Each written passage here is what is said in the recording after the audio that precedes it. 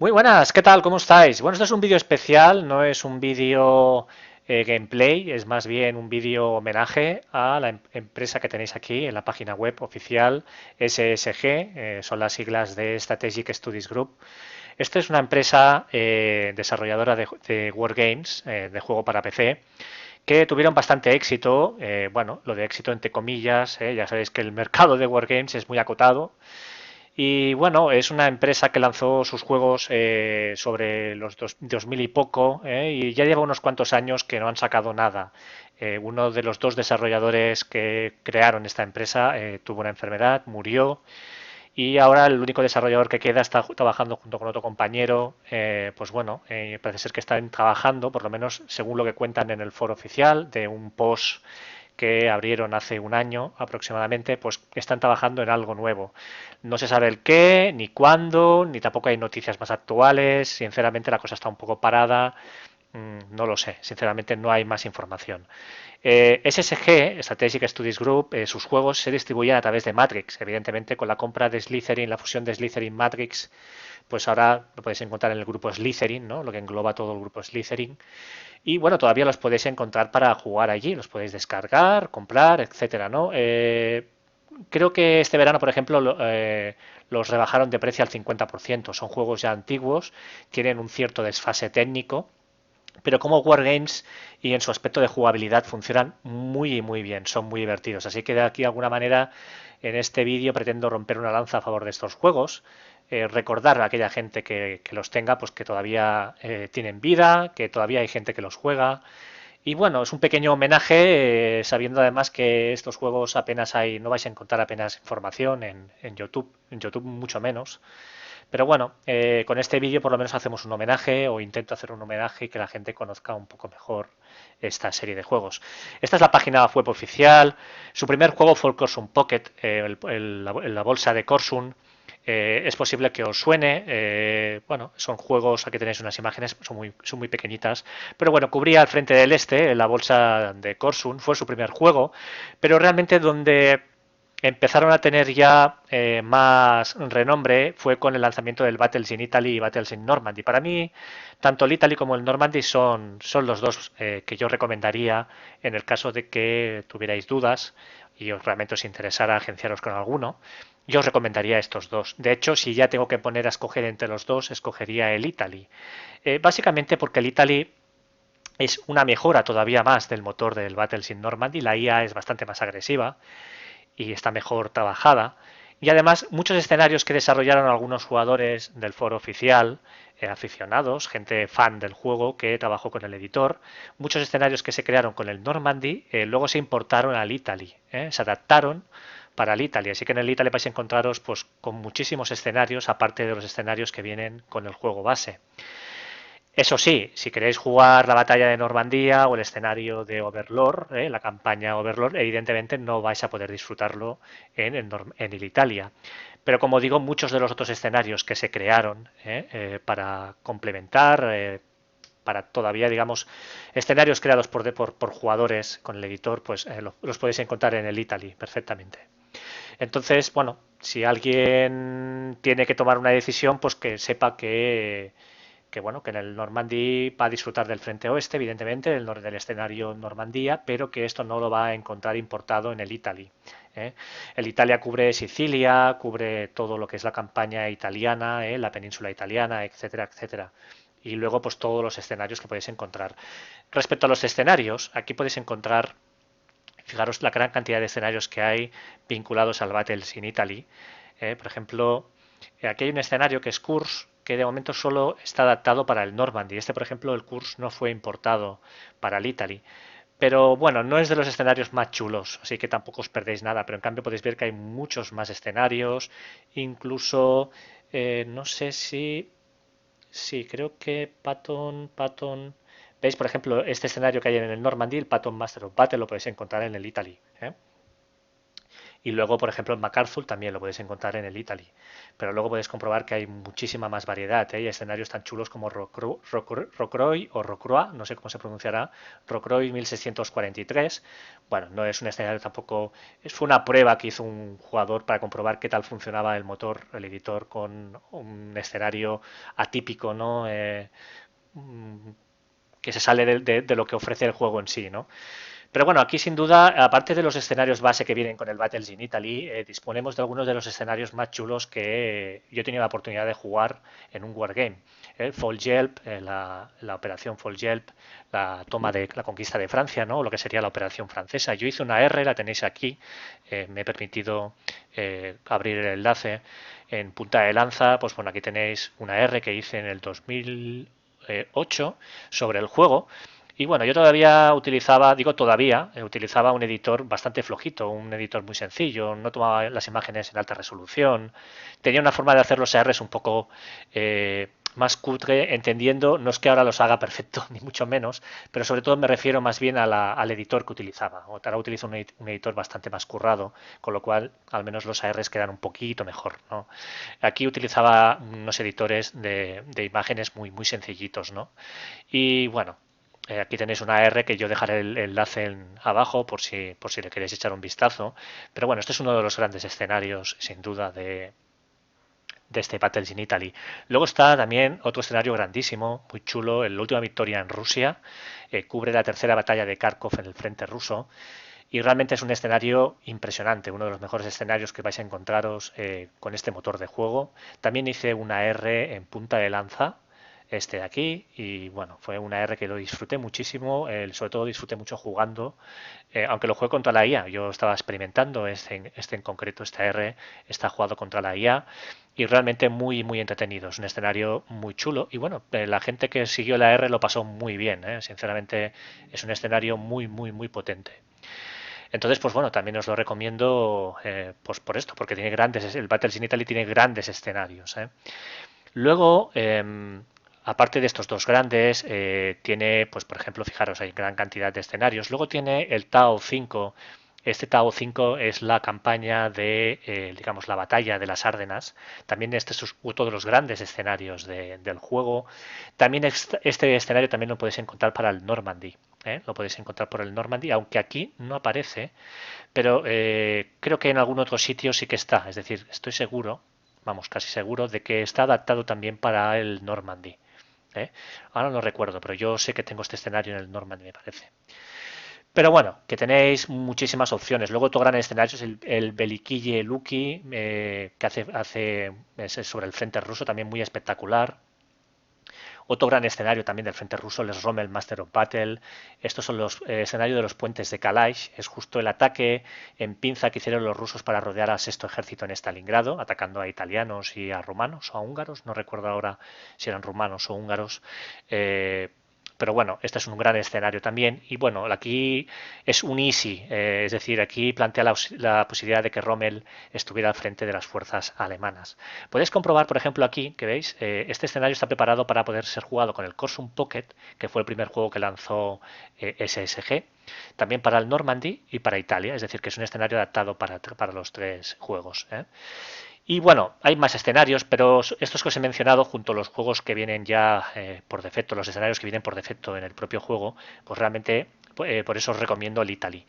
Eso sí, si os gusta mucho el Normandía por el frente, por la situación, por el mapa, pues entonces sí que tiene, bueno, evidentemente es otra opción, otra gran opción, ¿no? Lo que pasa es que muchos escenarios que hay en el Italy no los vais a poder importar al Normandy. En cambio, al revés sí que funciona. Eh, también este escenario, el Overlord on to Paris, este también está muy bien, porque esta es una adaptación del escenario base de la campaña de Normandía, pero así como el escenario base de Overlord son unos 30 y pico de turnos, este en cambio, el Overlord on to Paris, ocupa 76 turnos, el mapa es más grande y cubre toda la campaña francesa, incluso la bolsa de Fale, el contraataque que hizo, creo que fue el séptimo ejército, ¿no? El que tomó al final, el que se encargó Patton, ¿no? De romper un poco el Bocage y provocar la bolsa de Falé. No estoy seguro, creo que era el séptimo ejército americano, puede ser, no estoy seguro. Pero bueno, que la idea era, bueno, el escenario la idea de este escenario es cubrir mucho más terreno que no solo la operación del día D, que básicamente se trata de tomar Carentan, Caen y poco más, ¿no? Aquí no, aquí cubre toda la campaña prácticamente, hasta la caída incluso, no sé si creo que incluso hasta París está reflejado, no recuerdo ahora, pero bueno, esto es un escenario aparte que podéis encontrar para descargar en la página web, aquí os explica todos los detalles. Entonces, pues bueno, desde aquí una pequeña lanza a favor de estos juegos. Luego, posteriormente, después del Italy y el Normandy, sacaron una serie de juegos. No creo recordar, no sé si el Across de Dnieper fue posterior. Creo que lo sacaron después del Battles in Italy y el Normandy, aunque pudo ser que esté equivocado y fuera antes. Pero bueno, luego sacaron también el Kharkov, que bueno, cubría la segunda batalla de Kharkov en 1942, creo que fue. No estoy seguro, tengo dudas. En el 41 fue la primera y en el 42 diría que fue la segunda. O por ahí. No, ahora tengo un poco de dudas. Entonces, pues bueno, este es un escenario también bastante potente, pero bueno, no tuvo tanto éxito como el Battles in Italy y el Normandy. De hecho, si vais a los escenarios veréis que de Kharkov apenas se hicieron escenarios adicionales. Los grandes, los que tuvieron gran éxito fueron el Battles in Italy y el Normandy. Luego, posteriormente, su último juego, el Battlefront, creo que fue un error, porque es un juego que, al igual que los Panzer Battles de HPS o de John Tyler, ya sabéis que John Tyler ahora ha pasado los Panzer Campaigns, los ha convertido a los Panzer Battles, o bueno, está optando ahora por los Panzer Battles, que lo que hacen es recrear a tamaño más de compañía, más de pelotón. Entonces aquí en el Battlefront hicieron lo mismo, es decir, mientras que el Battles in Italy, Normandy, el Korsun, el Across the Dnieper, el Kharkov, eh, las unidades estaban representadas a nivel de brigada, división, en el Battlefront pasa a nivel de batallón, compañía. Entonces pierde bastante. Además, son muchos escenarios, algunos muy trabados, sin apenas capacidad de maniobra. No sé, fue un juego un poco raro, no me acabó de gustar. Así que yo os recomiendo encarecidamente estos dos, el Italy y el Normandy, sinceramente. Sobre todo el Italy por toda la variedad de escenarios que, como podéis comprobar, trae por sí. Entonces yo os quería enseñar... Eh, os quiero enseñar, ya veis que tengo la pantalla llena de iconos. Gracias a Dios tengo un disco duro de estos físicos, un SSD de estos que se dice, ¿no? De discos que funcionan muy bien. La verdad es que no noto no se ralentiza muchísimo el juego por tener, el ordenador por tener muchos iconos en el escritorio. Entonces, bueno, aquí estamos con el Italy, el Battles in Italy. Los escenarios base con los que, digamos, viene el juego, pues bueno, son estos de aquí, ¿no? El Home to Roam es el que yo recomendaría si queréis jugar la gran campaña, cubre toda la operación Husky y toda la operación, lo que sería la bota en toda la operación en la península italiana. Luego tenéis escenarios más pequeños, el Avalanche, el Husky, ¿no? La misión, la operación de Sicilia. Luego la operación Shingle y bueno, tenéis un template Italy, esto es para los diseñadores de escenarios. Entonces, aparte de eso, pues bueno, como podéis comprobar, yo he bajado algunos escenarios, tenemos la campaña de Burma, no es muy interesante, la tengo, pero sinceramente no vale la pena. Volgelb, Kharkov, Moscú, esta es la operación Typhoon, estos tres escenarios son muy buenos. Market Garden también lo tengo, pero realmente no vale mucho la pena, no es un escenario muy chulo. El Patton Master of Battle, este sí que también está muy bien, porque este recrea una situación ficticia en la cual, nada más terminar la Segunda Guerra Mundial, en 1946, americanos y rusos entran en guerra, justo en el centro de Alemania, un poco lo que sería una tercera guerra mundial adelantada a su tiempo, ¿no? Entonces, pues bueno, está muy bien, es un escenario muy chulo, porque es un escenario ficticio bastante interesante, ¿no? Que hubiera pasado si se hubieran enfrentado americanos y rusos, ¿no? Fijaros además que aparte de esta campaña vienen escenarios más pequeñitos, es decir, dentro de esta campaña ficticia o de este gran escenario ficticio, vienen otros escenarios más pequeñitos que cubren aspectos más concretos, ¿no? Por ejemplo, el frente del ejército del octavo de guardias, el tercer ejército de choque, este escenario de Stalin, que son otros escenarios, etcétera, etcétera, ¿no? Tienen otros objetivos, etcétera, etcétera. La verdad es que está muy bien, eso es bastante curioso.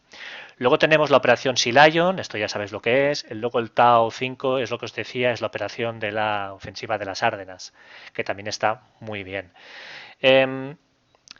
Por ejemplo, este es un escenario que yo también hice una R, también os dejaré el enlace. Hice una R de una partida por correo electrónico que jugué con un compañero del foro de Punta de Lanza. También un gran escenario. De verdad es que algunos de estos escenarios, solo por eso, solo por ellos, solo por este escenario, por ejemplo, ya vale la pena comprarse el juego. Y ya no os digo con la última victoria en Rusia, o Volgelb, Kharkov, Moscú, bueno, en fin. Kharkov es la última victoria en Rusia, perdón. Pero bueno, que cualquiera de estos escenarios ya de por sí os puede ofrecer mucha diversión y mucha jugabilidad, ¿no? Entonces, pues bueno, por ejemplo, yo os voy a enseñar ahora eh, el On to Rom. Eh, Evidentemente, ya os digo que el problema, bueno, aquí veis que tenéis opciones, podéis poner la computadora con algunas bonificaciones, podéis esconder, niebla de guerra, recibir reemplazos, etcétera, etcétera. Esto es el primer jugador, esto es el aliado, esto es el eje, puedo ponerlo en computadora, por ejemplo. Y bueno, como veis gráficamente, evidentemente puede que choque un poco porque la resolución de pantalla que permite el juego es limitada. Es un juego que no ha tenido adaptaciones a las nuevas tecnologías porque es un juego que se estrenó o lanzaron al mercado en el 2000 y poco. Entonces, desde entonces no se han ido adaptando, así como los Panzer Campaigns siguen teniendo apoyo y han incrementado los niveles de zoom, han mejorado el aspecto gráfico. Los Panzer Baltes, por ejemplo, es una demostración de que se ha optado por mejorar los gráficos, ¿no? Pero el incremento de los niveles de zoom, el map mob, los mods de Volcano, etcétera, ayudan a que visualmente el juego haya mejorado y de hecho ha habido como un repunte, ¿no?, de los juegos de HPS o de John Tyler. Los Panzer Campaigns han sufrido una revitalización, ¿no?, bastante fuerte en los últimos años y eso es porque bueno, siguen prestándole apoyo porque hay una comunidad de fans detrás que han ido trabajando mucho y bueno, se han ido haciendo mejoras que son importantes, ¿no? Este juego no ha tenido ese apoyo, así que todavía adolece de estos problemas que podéis ver aquí, pues de resoluciones flojas, que han quedado un poco desfasadas. Pero si sois capaces de superar este obstáculo, lo que os vais a encontrar es un wargame muy equilibrado. Es un wargame que justamente todos los jugadores que juegan a este wargame les gusta mucho la jugabilidad, el aspecto de profundidad que tiene. Y luego son juegos muy amenos, muy dinámicos, no agobian como los War in the East, en the West o el War in the Pacific, que tienen millones y millones de fichas, ¿no? Aquí puedes jugar, por ejemplo, este es un gran escenario con muchas fichas, pero en ningún momento te sientes agobiado. Sí que verás que hay momentos que tienes bastantes fichas, pero no tienes esa sensación de agobio. Se juegan de una forma muy dinámica, muy sencilla, son más profundos, tienen más reglas de lo que aparentan, quizás bajo este aspecto un poco cartoon que tienen, ¿no?, las imágenes con mucho colorido y tal, se encuentra un juego con mucha profundidad a nivel de logística, a nivel de táctica, a nivel de estrategia sobre todo. Tiene aspectos de suministro, de aviación, bombardeo. Tiene muchísimos aspectos muy, muy interesantes, ¿no?, desembarcos, etcétera, etcétera. La verdad es que es un juego muy, muy interesante y que vale la pena. Entonces, pues bueno, desde aquí una pequeña, pues romper una pequeña lanza a favor de este motor de juego. Ojalá pudieran refinarlo, ojalá pudieran cogerlo y adaptarlo a las nuevas resoluciones de pantalla y bueno, darle un nuevo aspecto gráfico, ¿no?, adaptarlo a los tiempos modernos, porque sinceramente vale mucho la pena. Es un sistema de juego creo que muy original, muy divertido y ya os digo, es un tipo de wargame muy equilibrado que creo que tendría mucho éxito actualmente, ¿no?, donde nos bombardean con wargames a veces muy bestias o bien con wargames tipo iPad, ¿no? Ahora están saliendo muchos wargames tipo iPad con gráficos muy resultones, pero un poco sencillos, ¿no?, para los que somos más veteranos y venimos de los wargames de tablero, etcétera, etcétera. Así que bueno, ya os digo, vale la pena que le echéis un vistazo. Eh, os quería enseñar otro escenario. Bueno, aquí podéis ver la resolución de pantalla, solo permite el 1280 por 1024 o el 1024 por 768. Soy consciente perfectamente de que esto puede ser un hándicap para muchos, pero si sois de los que realmente lo que valoráis es la calidad del juego, la jugabilidad, pues yo sinceramente os recomiendo muchísimo estos juegos, sobre todo si lo pilláis en oferta, valen muchísimo la pena. Ya os digo, yo he disfrutado, en pocos wargames he disfrutado tanto pues, en mis partidas por correo electrónico como con este juego. Con este juego lo he pasado muy, muy bien. Ahora, no quiero convencer a nadie, esto evidentemente es una opinión muy personal. Luego, este es el escenario, por ejemplo, de la última victoria en Rusia. Sinceramente, este juego tiene cosas muy chulas. No, evidentemente, aquellos que no conozcáis para nada el juego, pues quizás ahora mismo todo esto os parezca pues, un poco a chino, ¿no? Hay muchas cosas, muchos colores. Pero una vez dominas 4 o 5 aspectos básicos, el juego se hace muy ameno de jugar, enseguida lo pilláis, enseguida pilláis cómo funciona y lo único que evidentemente hace falta jugar un poco para acabar de pillarle pues todos los detalles, ¿no? Todos los aspectos que así a simple vista pues parecen sencillos y bueno, luego tienen su complejidad, ¿no? Por ejemplo, el tema logístico, pues como podéis ver aquí en verde, cubre digamos, todo el terreno que está bajo efecto de los suministros. Por ejemplo, estas unidades no lo están. Entonces, al no tener suministro, pues no tienen munición. Aquí tenemos, por ejemplo, la lupa, es una cosa que desearía que hubieran en muchos wargames. Aquí tenemos una lupa, podéis ver que aquí hay como unas balas que están cortadas por la mitad. Si hacemos clic, por ejemplo, en otra unidad que sí que tiene balas, tiene suministros, pues veis que están las balas al completo. Parte dorada, parte gris. En cambio aquí aparecen las balas como si hubieran sido gastadas, como si se hubiera utilizado la parte superior, ¿no? La cabeza de la bala. Entonces, por ejemplo, si yo ahora muevo esta unidad dentro de la zona de suministros, automáticamente recibe suministros. Esto normalmente es algo raro. En los wargames siempre se espera como un turno, ¿no? Para que se haga efectivo el recibir suministros. Aquí funciona un poco diferente. Luego aquí las unidades se computan, su valor de ataque, defensa, se computa en función de los pasos. Los pasos vienen a ser estos monigotes que podéis comprobar aquí. Cuando esta unidad, por ejemplo, esta unidad pierda los 4 pasos, esta unidad queda eliminada. Podéis comprobar por los palitos que hay en la esquina inferior derecha que estos son regimientos, este es un batallón, y entonces, por ejemplo, estas 4 unidades forman una división. Otra cosa muy chula que no es difícil encontrar en un wargame, aparte de que hay campos de minas, que lo que hacen en este juego es no causan bajas directas, sino que lo que hacen es incrementar el coste de movimiento de las tropas enemigas.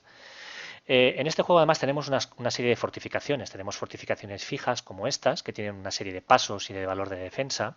Y luego tenemos otras fortificaciones que son estos monigotes de color, en vez de ser color negro, fijaros que estas son como de color negro. Aquí, por ejemplo, tenemos también negro fondo azul. Aquí, en cambio, tenemos unas que son como azuladas, unos monigotes azulados. Esto quiere decir que son unas fortificaciones que están alimentadas por las divisiones que están en retaguardia. Es decir, esta unidad, fijaros que aparece aquí cuando la cliqueo, fijaros que no se puede mover, no me aparece, así como aquí, por ejemplo, me aparece iluminado las zonas por donde me puedo mover. Aquí, por ejemplo, no ocurre. Y no ocurre porque esta unidad está manteniendo una posición defensiva y tiene un destacamento que está alimentando a esta fortificación que veis aquí. En la siguiente unidad, por ejemplo, está alimentando a estos dos búnkeres de aquí. Entonces, si queremos ganar movilidad, lo que tenemos que hacer es cliquear en este icono que veis aquí. Esto lo que hace es abandonas las posiciones fortificadas y ganas a cambio movilidad. Esto, por ejemplo, lo podemos hacer ahora. Pero vais a ver que van a desaparecer las fortificaciones. Ahí está, han desaparecido.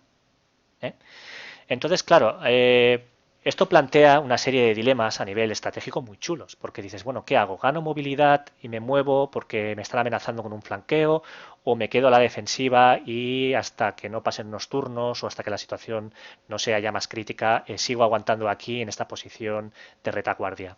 Entonces esto ya es una cosa bastante original. El hecho de que tengas que alimentar las posiciones fortificadas es algo muy diferente a lo que podemos encontrar en los wargames hoy en día. Hoy en día las fortificaciones es como una trinchera o como una unidad, es como una pieza más hexagonal donde la unidad, donde la brigada o la división se coloca encima y obtiene unas bonificaciones. Aquí, en cambio, como podéis comprobar, funciona diferente. Podemos atrincherar a esta unidad. De hecho, por ejemplo, aquí aparece este icono, que ahora mismo no lo puedo utilizar, pero aparece este icono como de una pala y un pico, y esto me permite atrincherarme. Por ejemplo, aquí no aparece, pero bueno, aquí, si ahora muevo esta unidad aquí atrás, fijaros que ahora sí que se ilumina y la puedo utilizar, porque ahora sí que estoy con suministros y me puedo atrincherar. Entonces al atrincherarte lo que haces es incrementar la defensa, pero no aparece ningún icono de atrincheramiento ni nada, sino que sencillamente aumentas el valor de defensa. Este es el valor de ataque y este de aquí, el 14, es el valor de defensa. Entonces si yo me atrinchero, por ejemplo, veis, aumenta de 14 a 18. Entonces, pues bueno, esto de alimentar posiciones fortificadas en vanguardia, etcétera, es algo muy original que cuesta de encontrar en un wargame. Pues como podéis comprobar aquí, pues bueno, tenemos suministros, tenemos logística, etcétera. Otra cosa muy interesante, por ejemplo, es que la artillería, aparte de hacer aparte de que, digamos, a la hora de hacer tiradas en las tablas de combate, pues aportan evidentemente unos bonus defensivos o ofensivos a las unidades, también puedes realizar bombardeos sobre carreteras y puntos de la retaguardia enemiga o hexágonos concretos, pero que no atacan directamente a la unidad, sino que lo que hacen es incrementar el coste de movimiento por ese hexágono. Es decir, imaginaos que ahora yo tuviera artillería y decido utilizarla para bombardear las carreteras que hay en la retaguardia de las unidades. Esto lo que hace es que el suministro o cualquier unidad que tenga que venir por esa carretera tenga que pagar un coste mucho más alto o que incluso el suministro deje de poder llegar a las unidades del frente debido a ese bombardeo que estoy realizando de las posiciones de retaguardia del enemigo. Pues esto, por ejemplo, es muy difícil de encontrar en un Panzer Campaigns, en War in the East, en el War in the West, en los Wargames tradicionales. Esto es algo como un poco raro, ¿no? Esto de bombardear una carretera es un poco extraño. Bueno, pues estos juegos lo permiten. Luego permiten también pues lo típico en cualquier wargame, por ejemplo aquí cualquier wargame de serio que se preste, ¿no?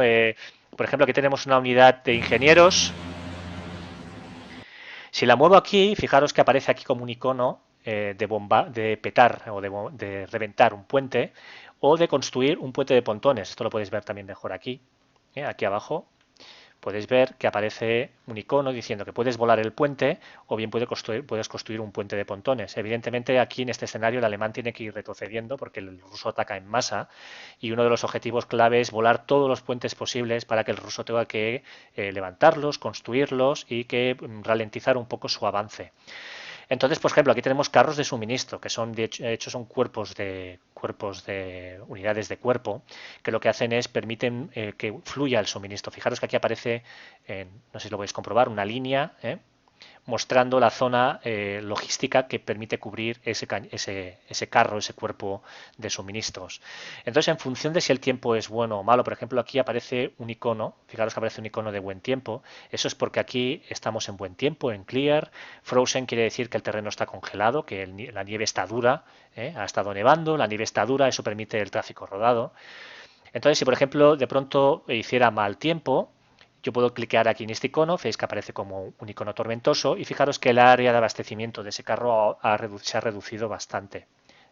Buen tiempo, mal tiempo. Luego depende, hay situaciones en las que la generación de suministro es verde, quiere decir que se está generando mucho suministro. Luego zonas que se genera menos suministro en amarillo y luego en rojo que se genera poco suministro.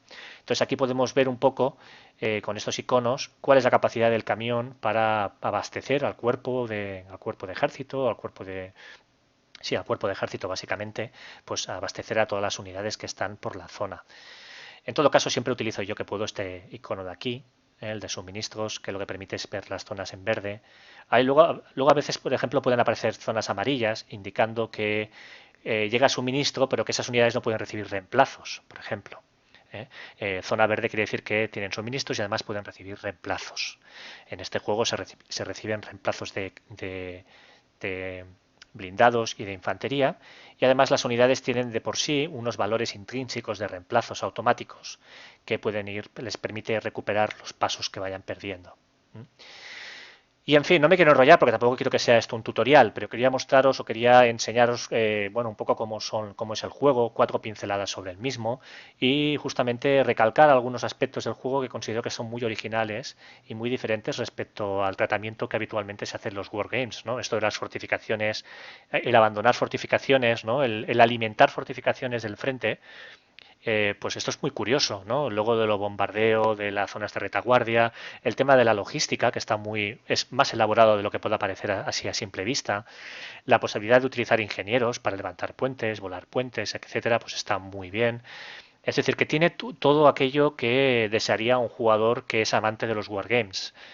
Luego tiene una cosa también pues que está muy bien, hay mucha información en el mapa en todo momento. Aquí, por ejemplo, podéis ver cuál es el coste de movimiento en un hexágono de estepa, cuando el suelo está nevado o cuando hay una tormenta. En este escenario pueden haber dos situaciones, un suelo congelado, duro, o bien cuando hay una situación de tormenta. Entonces puedes comprobar que el coste de movimiento aumenta. En este caso, por ejemplo, aquí lo que está diciendo es que el suministro cuesta más de moverse, cuesta el doble. Moverse a pie cuesta un punto más, moverse en carro cuesta el doble, moverse en camión cuesta un poquito más, etcétera, etcétera. Luego puedes comprobar cuál es ese coste, pero en otro tipo de hexágonos, en zona arbolada, en bosque extenso, en colinas, en un claro con barro, en una zona urbana, etcétera, etcétera. Luego tenemos aquí la tabla de combate. Esto funciona como cualquier wargame tradicional, incluso los de mesa, ¿no?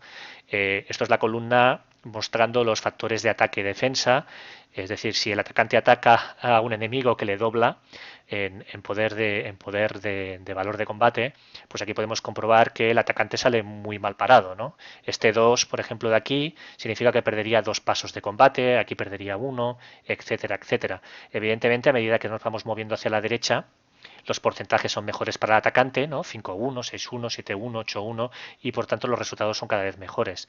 Esta R significa que, por ejemplo, si sacáramos una tirada, esta última tirada de aquí, ¿no? Este 1 en 2R, pues esto significa que el atacante perdería un paso y el defensor debería perder 2 pasos y retirarse del hexágono. Luego aquí salen toda una serie de informaciones que evidentemente ya os digo no os voy a explicar. Información sobre los puntos de fortificación, que son esos monigotes que os he enseñado antes en el mapa, los monigotes azules. Pues bueno, aquí un poco cómo funcionan las tiradas en este tipo de combate. Luego hay una información adicional que muestra, por ejemplo, los bonus que reciben tanto rusos como alemanes en el caso de que ataques, por ejemplo, un hexágono. Si atacas el hexágono desde solo un lado, entonces obtienes una penalización de -2 al combate táctico, es decir, a la hora de tener en cuenta esta tabla, tienes una penalización, te mueves 2 columnas hacia la izquierda, es decir, que el atacante, el alemán, en el caso de que quiera atacar, debería evitar estas situaciones de atacar desde solo un hexágono. En cambio, a medida que ataca, por ejemplo, atacar desde 2, ya no tendría penalización.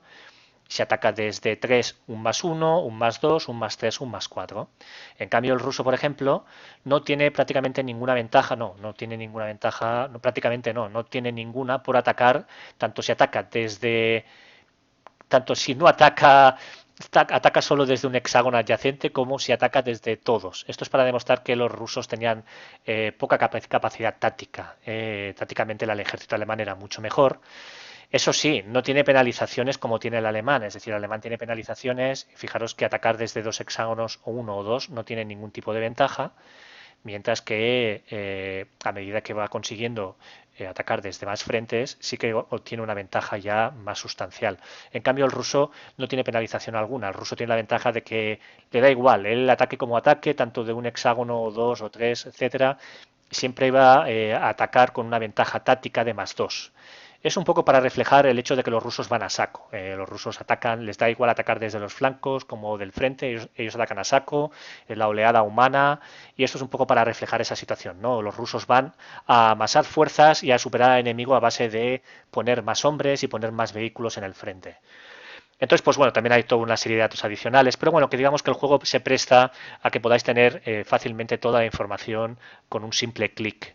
Con un simple clic, por ejemplo, aquí podéis ver que pues, se trata de un hexágono de estepa. Pues si es un hexágono de estepa, ya sabéis qué va a ocurrir. Tenéis que buscar el hexágono de estepa, que en este caso está aquí arriba, y podéis ver cuánto cuesta moverse, qué tipo de tabla de combate supone combatir en la estepa, es decir, prácticamente podéis conseguir toda la información y saber cuál es el punto, cuáles, digamos, los objetivos, donde el ruso, por ejemplo, si sois rusos, pues donde el ruso tendría más ventajas, donde tendría menos ventajas el alemán, o donde el alemán se sentiría más a gusto, etcétera, etcétera, etcétera.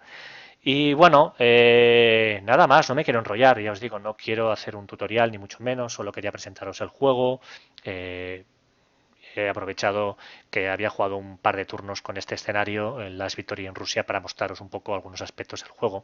Ya os digo, a nivel de jugabilidad es una gran serie, vale la pena hacer un vídeo en homenaje a esta serie de juegos y refrescar un poco a todos aquellos que o bien no lo conozcan o bien lo jugaron y lo tenían un poco olvidado, ¿no? Sinceramente vale la pena.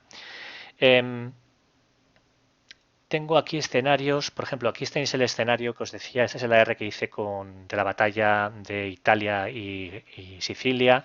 Tenéis aquí el AR, una partida por correo electrónico, que un AR que hice en el 2009.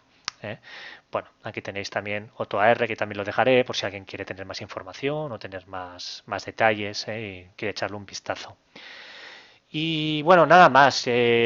Como apunte final, quería hacer una reflexión, ¿no? Yo he estado mirando y recientemente en el foro de Punta de Lanza y bueno, ahora que nos hemos apuntado muchos a hacer vídeos y tal, pues sí que veo que hay mucha gente que hace ARs pues de los Panzer Campaigns o de Operation Fast Point.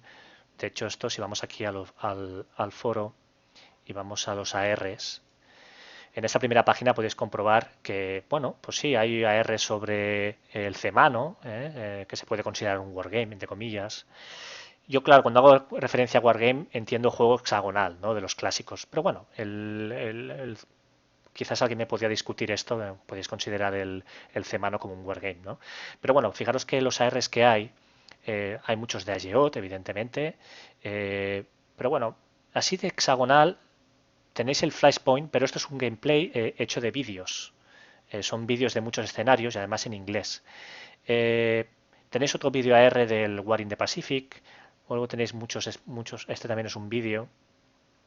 Pero yo recuerdo, si tiráis, por ejemplo, las 22 páginas para atrás de la zona de AR, veréis que a medida que ha ido pasando el tiempo y a medida que nos acercamos a las primeras páginas, cada vez se hacen menos ARs de Wargames. Yo me imagino, y ya esto como, es como un apunte final, ¿no? Como una reflexión, yo imagino que el hecho de que a medida que Steam ha ido entrando en nuestras vidas, a medida que también nos hacemos gran mayores, a medida también que nos volvemos un poco más exigentes, los wargames o se nos hacen pesados o nos cansan por el hecho de que a lo mejor, por ejemplo, jugar al War in the Pacific, a lo mejor cuando eres joven y tienes tiempo, pues va bien, pero luego se vuelven muy exigentes. Si tienes familia, tienes hijos, tienes un trabajo muy estresante, a lo mejor llegar a casa y ponerte a jugar a según qué wargames no es ameno. Entonces eso es algo que es evidente, eso nos ha ocurrido a todos, incluso yo que no tengo esa fortuna o mala fortuna, depende de cómo lo queráis ver, de estar casado y tener hijos, pues evidentemente es una complejidad, es algo, es decir, si yo en esta situación de soltería ya a veces me cuesta ponerme a jugar a un wargame, pues no me quiero ni imaginar lo que pasará con alguien que tiene una vida complicada, ¿no? Con hijos y problemas eh, pues, sociales, familiares, etcétera, ¿no? Es complicado. Pero sí que es cierto que también influye mucho el hecho de que han aparecido toda una serie de juegos, el hecho de que Steam también ha hecho mucho daño, ¿no? Porque todos preferimos jugar a juegos que puedes abandonar o dejar a medias en cualquier momento. Steam eso lo favorece bastante, ¿no? Y bueno, cada vez cuesta más encontrar juegos un poco más sesudos, que requieren un poco más de trabajo, ¿no? Ageot mismo, por ejemplo, sin mucho menos despreciarlos, pero Ageot, por ejemplo, está justo en esos tipos de juegos que son a menos de jugar, porque no hay que estrujarse excesivamente la cabeza, ¿no? No son juegos que requieren mover miles de fichas y tener en cuenta probabilidades o valores de ataque, ¿no? Ir sumando valores para ver si puedo tener una mejor tirada. Aquí nuevamente funciona de otra forma. Entonces, claro, toda esta serie de juegos yo creo que poquito a poquito han ido ganando espacio a los wargames tradicionales y ya por ejemplo no puede ser, es muy difícil encontrar un wargame, una R de un wargame como el War in the East o el War in the West. Del War in the West no ha habido ni uno en punta de lanza que yo sepa. Y prácticamente los Panzer Campaigns sí, hay una R de un Panzer Campaigns por aquí que hicieron una partida este de aquí, pero lo han dejado a medias, ¿no? Porque, bueno, estas campañas son muy duras, exigen mucho de los jugadores y, bueno, cuando se juega en equipo siempre hay alguien que falla, ¿no? Y, bueno, es difícil, excepto este escenario o este AR, es difícil encontrar wargames en el foro de Punta de Lanza, ARs de wargames tradicionales, ¿no? Cuesta. Ahora la gente opta por hacer vídeos como el AR que yo hice de Smolensk, ¿no? El gameplay que colgué de HPS de Panzer Campaigns hace unas semanas, pues es más fácil hacer un vídeo, ¿no? Que ponerse a hacer una R. Pero además de eso, yo no noto que haya, por ejemplo, vais a la búsqueda de oponentes y encontraréis que la mayoría de búsquedas son de juegos pues tipo Ageot. Yo abrí uno hace poco buscando precisamente un rival para una partida de Cancer Campaigns y otro de la última victoria en Rusia, justamente del Battles in Italy, del juego que os he presentado ahora al final de este vídeo, ¿no?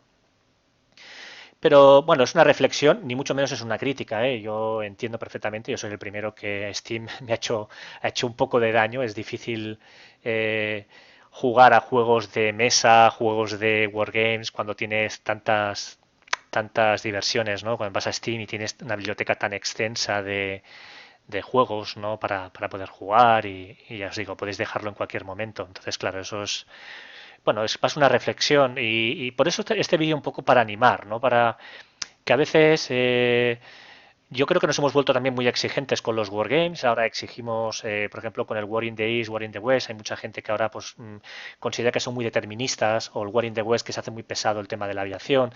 Y siempre por un motivo u otro hemos ido dejando esos juegos de lado y bueno, ya no los jugamos o nos cuesta jugar o hay mucha menos gente jugándolos, ¿no? Entonces, pues bueno, vale la pena recordar estos juegos que he mencionado aquí, el Battles in Normandy, en Italy, los juegos de Strategic Studies, porque precisamente están en un nicho de mercado, son muy equilibrados, no agobian y son muy entretenidos, son realmente entretenidos y vale la pena que les echéis un vistazo. Y bueno, que a veces estamos esperando que llegue algún wargame que valga la pena y últimamente, pues por un motivo u otro, los que salen no acaban de gustar, ¿no? No sé si también eso explicaría un poco el boom que hay con el Basal, con el sistema Basal de juego, o incluso por ejemplo, ya lo diré, con los juegos de mesa, los wargames de mesa están teniendo también otro boom bastante importante, ¿no? Yo, de hecho, y ya finalizo, el otro día estuve probando el Basal un poco, hacía mucho tiempo que no lo utilizaba, y me bajé el día D en Omaha Beach. El día D en Omaha Beach es un wargame que podéis jugar, es un juego para jugar en solitario y sinceramente está bastante bien. Si no sé si lo habéis jugado o tenéis varios escenarios, pero sinceramente, vale, si jugáis al Basal, evidentemente, y conocéis un poco las reglas del juego, pues sinceramente, claro, son wargames muy chulos, que están muy bien. Y claro, yo me imagino que viendo un poco los tipos de juegos que está saliendo en según qué empresas que son especializadas en wargames de tablero, de PC, perdón, wargames, pues me refiero a Slytherin, Matrix, últimamente no ha salido, excepto los War in the East, War in the West, no han salido wargames de los de siempre, ¿no? O tenemos que ir a buscar los Panzer Campaigns o los Panzer Battles o poco más, ¿no? No hay más empresas desarrolladoras de wargames. Entonces, claro, el Basal se ha vuelto también una gran alternativa. Por ejemplo, fijaros aquí la calidad gráfica realmente del juego está muy bien. Es decir, realmente vais a las fichas que crea la gente y está súper bien, la verdad, lo puedes disfrutar muchísimo.